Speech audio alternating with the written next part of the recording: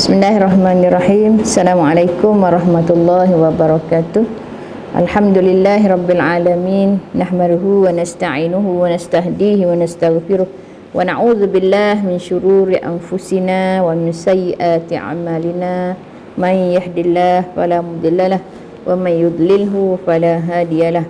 Salatan wa salaman ala habibina wa syafi'ina wa zukhrina wa maulana Muhammad sallallahu alaihi wasallam wa ala alihi wa ashabihi wa man tabi'ahum bi ihsanin ila yaumiddin. Amma ba'.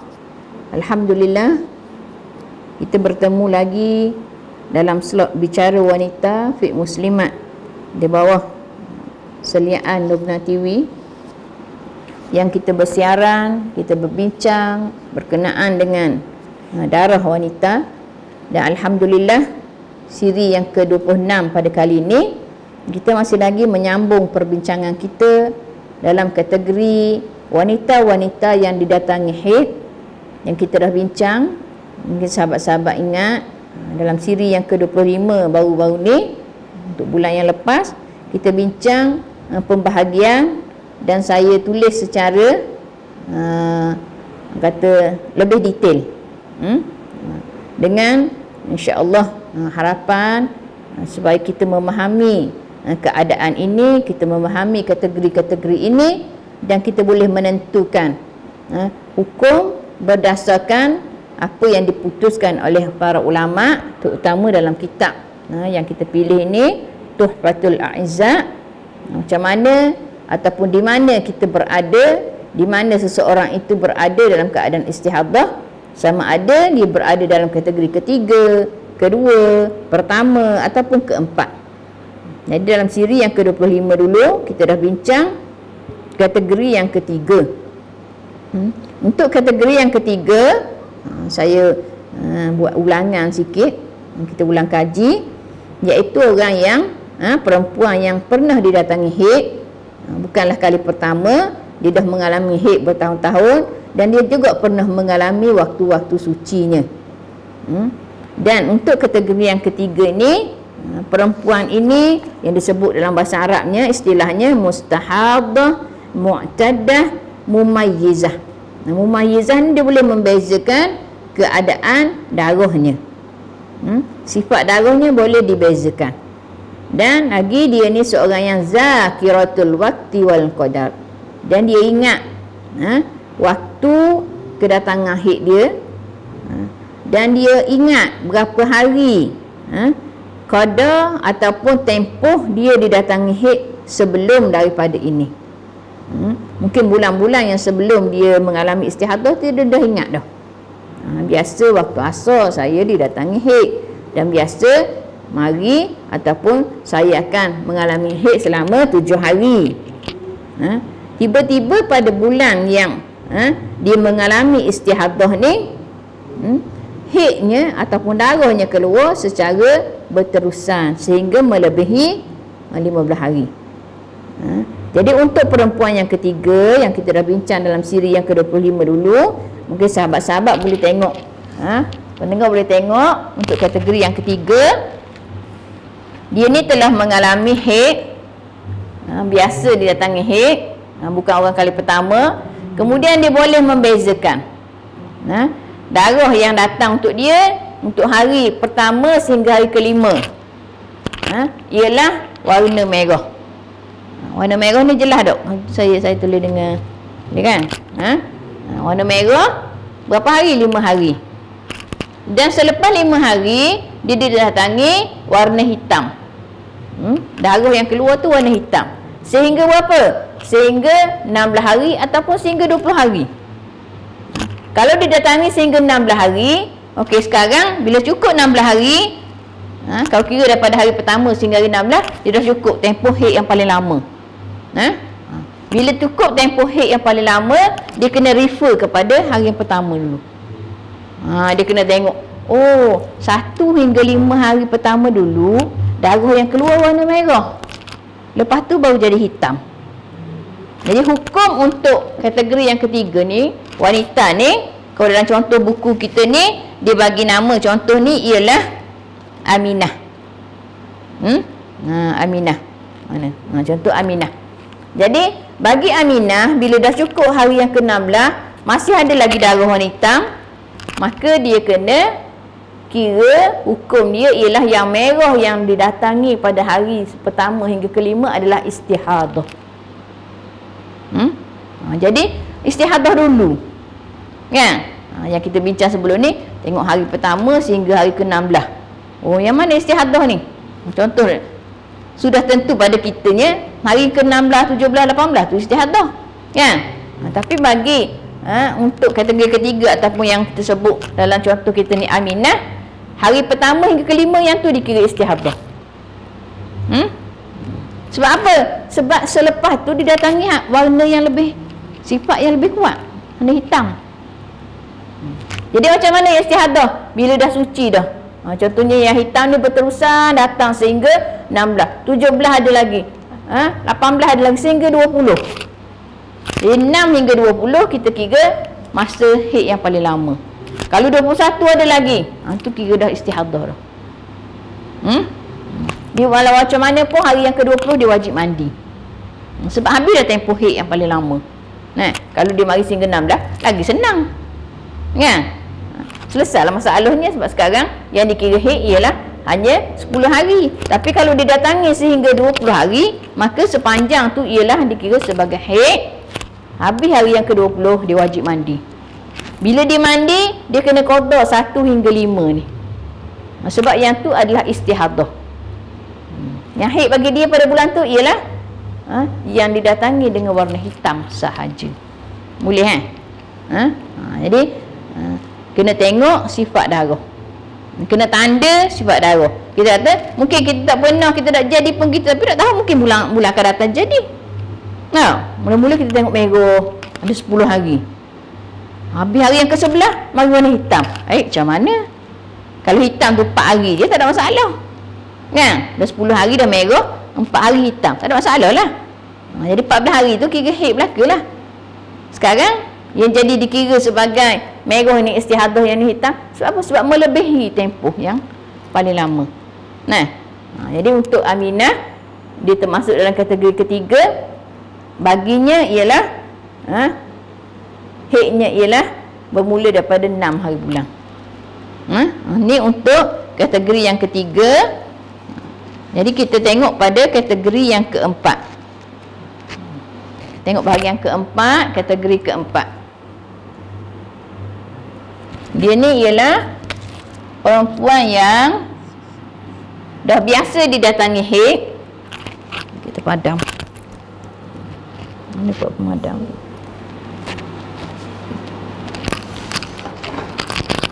Okey. Sebab nanti hukumnya akan berbeza. Cuma sifat dia ataupun ciri dia ni. Untuk kategori yang keempat disebut dalam bahasa Arabnya mustahadah, mu'taddah, ghairu mumayyizah. Dia biasa datang haid dan dia tidak boleh membezakan. Ghairu mumayyizah. Kalau kategori keempat, ketiga tadi boleh. Boleh beza darah dia. Yang keempat ni tak boleh bezakan darahnya. Kemudian dia ingat. Ingat waktu dan qadanya. Qadanya berapa hari biasa. Yang beza dengan keempat tadi ni je.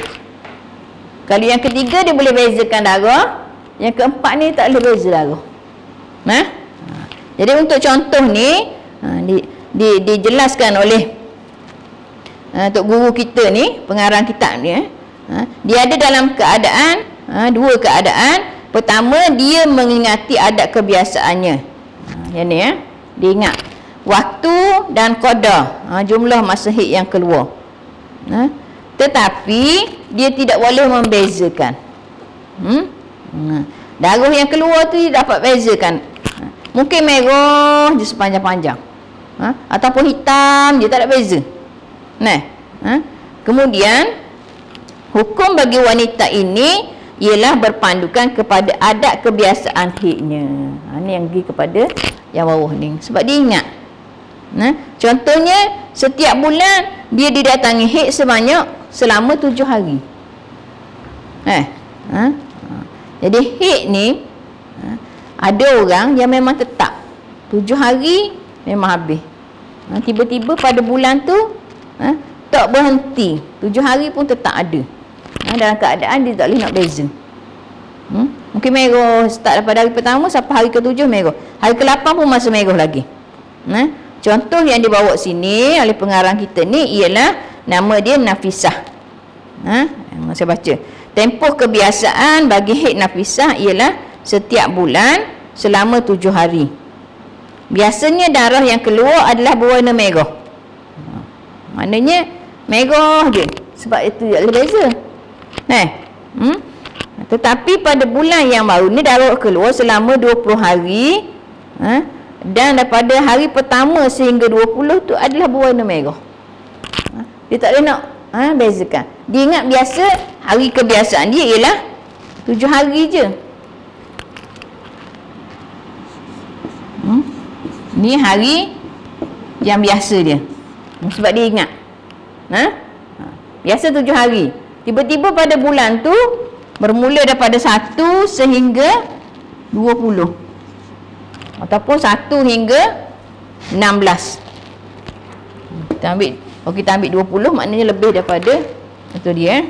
Kita ambil 16. 1 hingga 16 hari berterusan. Biasa 7 hari saja. Jadi untuk 1 hingga 16 hari ni kita nak kira yang mana, ataupun yang mana dikira tempoh istihadah. Bagi Nafisah, untuk kategori yang keempat yang kita bincang ni, dalam masalah ini Nafisah sudah pun berpengalaman kerana kedatangan haid yang biasa dan adat baginya ialah sebelum daripada tu ialah 7 hari. Dan dalam tempoh ni, dalam tempoh yang dia berada ni, darah yang keluar adalah berterusan 7 hari merah, dan 1 hingga 16 hari tetap warna merah. Sebab kita nak masuk dalam tidak boleh beza ni. Jadi berterusan merah. Ialah contoh yang diberi merah. Mungkin hitam sepanjangnya. Jadi bagi Nafisah dikira mengikut kebiasaannya. Yang mana kebiasaan? Hari pertama hingga hari ke-7 saja yang dikira sebagai haid. Ini dikira sebagai haid. Sebab apa? Kebiasaannya 7 hari. Ini memang dia ingat. Sebab ada orang berubah-ubah. Tapi bagi Nafisah, bagi kategori yang dalam kategori keempat, dalam kategori keempat ni, bahagian yang pertama ni dia ingat, maka 7 hari yang pertama dikira sebagai haid. Yang lebihnya berapa hari? 8, 9, 10, 11, 12, 13, 14, 15, 16. 9 hari adalah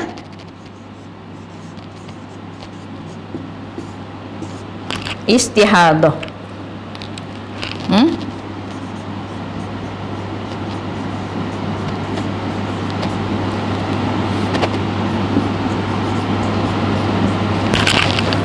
Jelas untuk kategori yang keempat. Ni biasa datangnya haid, tidak boleh beza, ia ingat. Jadi 4 ni, kategori 4 ni ada beberapa pecahan. Ni pecahan yang pertama. Saya letak sebagai ni orang yang pertama dalam kategori keempat, A. Apa yang ni? Ialah dia ingat. Dia ingat senanglah, kita kira hari yang biasa je lah 7 hari. Yang lain lagi kena qada sebab istihadah. Dalam kategori yang keempat juga, dia ni seorang yang biasa mari haid, dia tak boleh beza, dan dia tak ingat. Jadi bila kita jelas, kita pun ada orang tanya kita, ataupun ada orang share nak tanya, awak biasanya mari berapa? Saya tak ingat berapa hari. Ataupun saya tak boleh nak kata berapa hari. Kadang 3 hari, kadang 10 hari, kan? Maknanya bilangan hari ni tak tetap. Bagi orang yang kategori 4, saya letak B. Sebab apa B? Sebab dia ni tak ingat berapa hari, ataupun tidak ada yang tetap bagi dia. Ada masa 10, ada masa 3, ada masa 7, kan? Ada orang gitu. Jadi saya letak untuk orang ni dia lah kategori 4B. Sebab apa? Dia kebiasaan datang haid, dia tak boleh beza, kemudian satu lagi tambah ciri dia tak ingat ataupun tak tetap. Biasa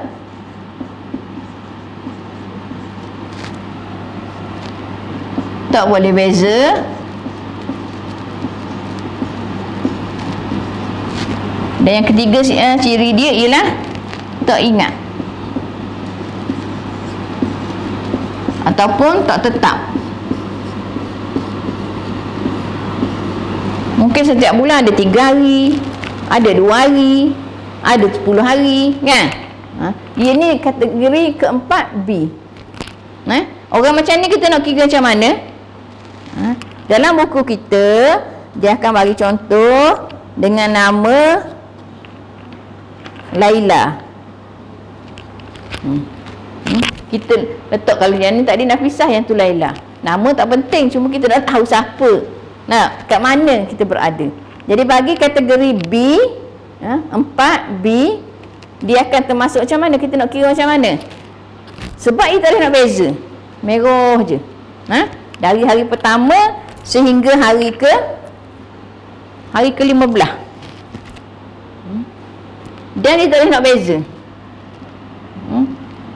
Kedua lagi tak ingat pun berapa hari. Untuk orang yang macam ni, dia kena ingat ataupun dia kena flashback balik, dia kena fikir, kena ingat balik bulan yang terakhir. Contohnya dia didatangi, dia berlaku istihadah ni pada bulan Mei 2022. Jadi nak tentukan berapa hari haid, berapa hari istihadah, kena tengok, refer pada bulan April. Yang baru, bulan yang terbaru.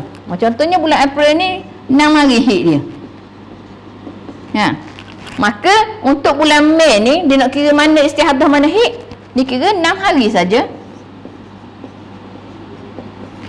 haid. 6 hari adalah haid.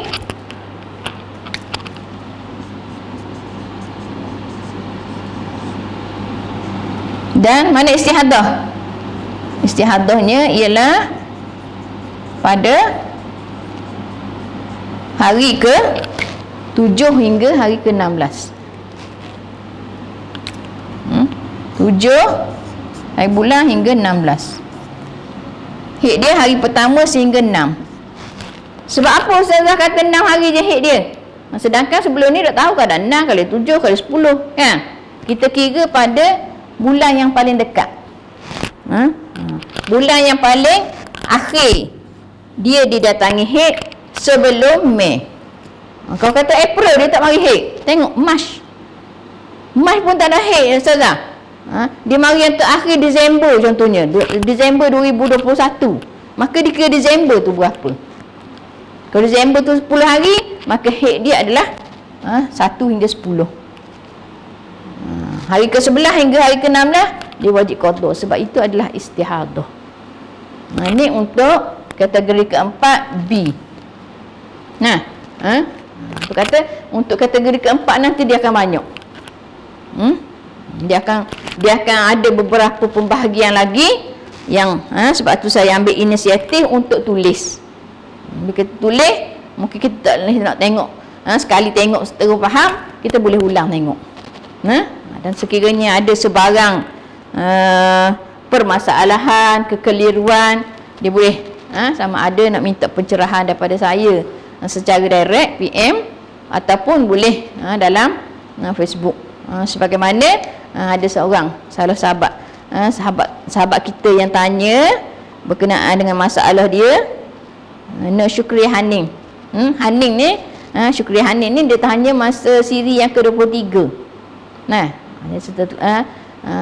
Siri yang 24 saya telah pandang, tak sempat jadi 25, 26.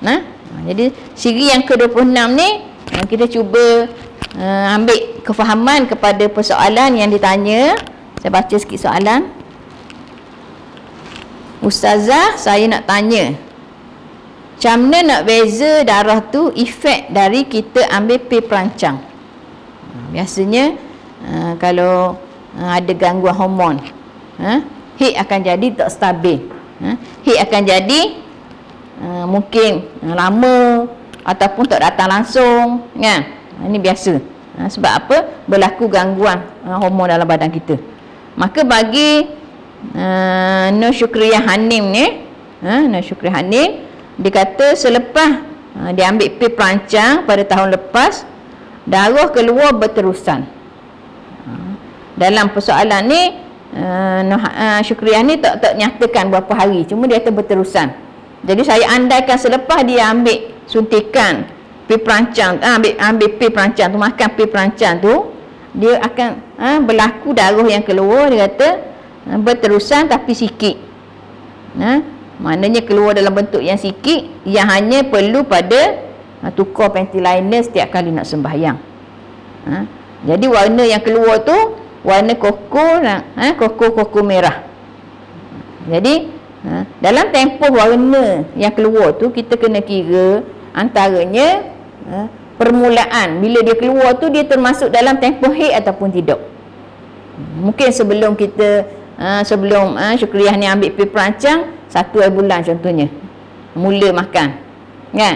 Tiba-tiba hari ke-10 dah mula keluar darah.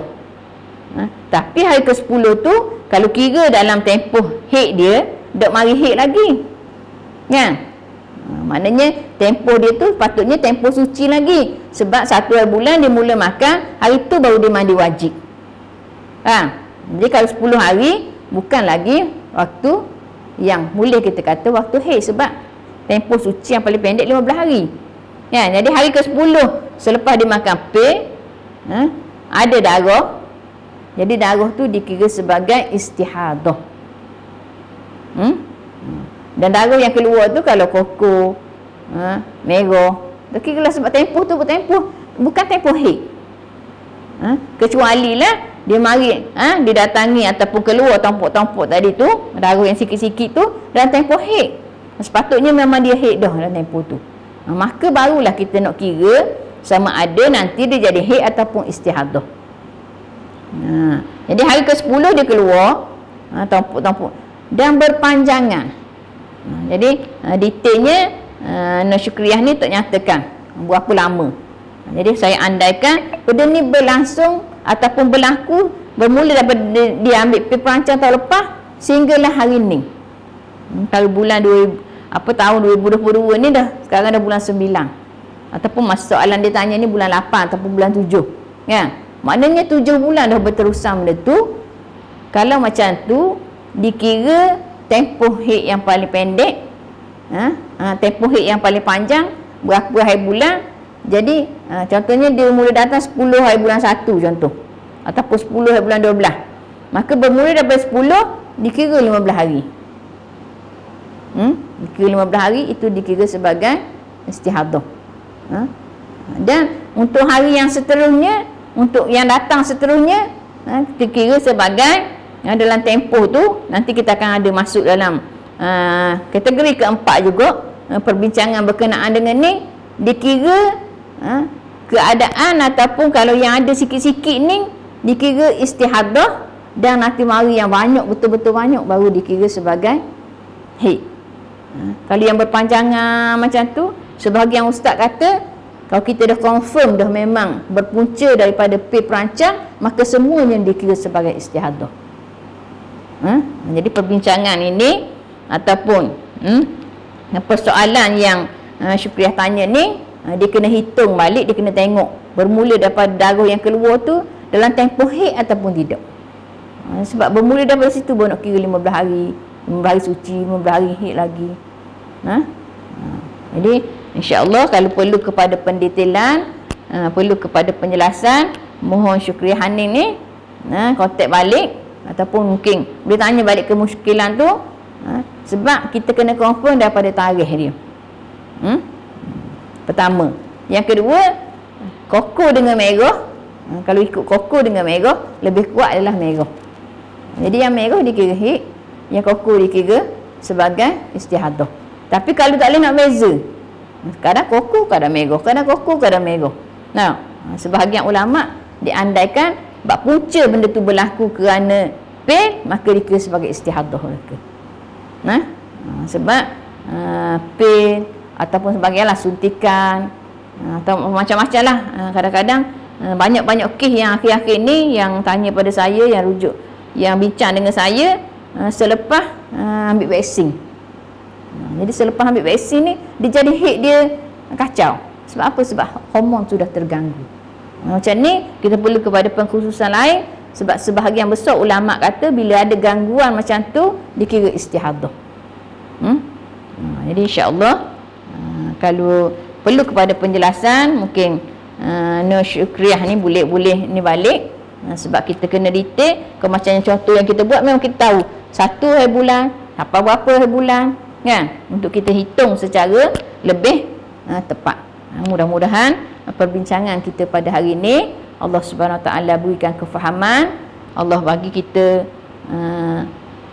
dada yang lapang, ilmu yang boleh memahami, dan mudah-mudahan bukan setakat kita nak faham, kita bantu sahabat-sahabat kita, mungkin anak-anak kita, mungkin orang-orang yang terdekat dengan kita yang kurang memahami, yang tak jelas. Terutama saya tekankan di sini, kalau adalah sahabat pendengar kita ni di kalangan golongan muslimin,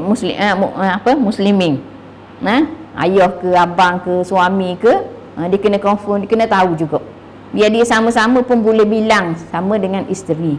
Sebab kita kena faham tanggungjawab yang disebut dalam Al-Quran, a'udzubillah minasyaitonirrajim, wa'mur ahlaka bis-solah. Suruhlah orang yang di bawah tanggungjawab kamu tu sembahyang. Kalau suruh sembahyang tapi tak tahu dia boleh sembahyang ke tak sebenarnya. Kadang-kadang kita nak suruh sembahyang tapi dia tak boleh sembahyang. Jadi kita kena ambil keprihatinan, cara yang lebih, sama-sama kira dengan dia. Sama ada isteri ke anak ke, supaya tanggungjawab kita terlepas. Untuk kita pastikan anak-anak dan orang di bawah tanggungjawab kita ni tidak meninggalkan sembahyang dalam keadaan jahil dia berkenaan dengan taharah, jahil berkenaan dengan haid ataupun istihadah ataupun nifas. Moga-moga Allah Subhanahu Wa Taala mengganjari masa kita yang sedikit yang kita habiskan untuk ilmu, kita memahami Islam, memahami ibadah ini, dan Allah Subhanahu Wa Taala memilih kita untuk terus berada istiqamah dalam majlis-majlis seumpama ni. Saya akhiri dengan aqulu qauli hadza, astaghfirullahal azim li wa lakum. Assalamualaikum warahmatullahi wabarakatuh.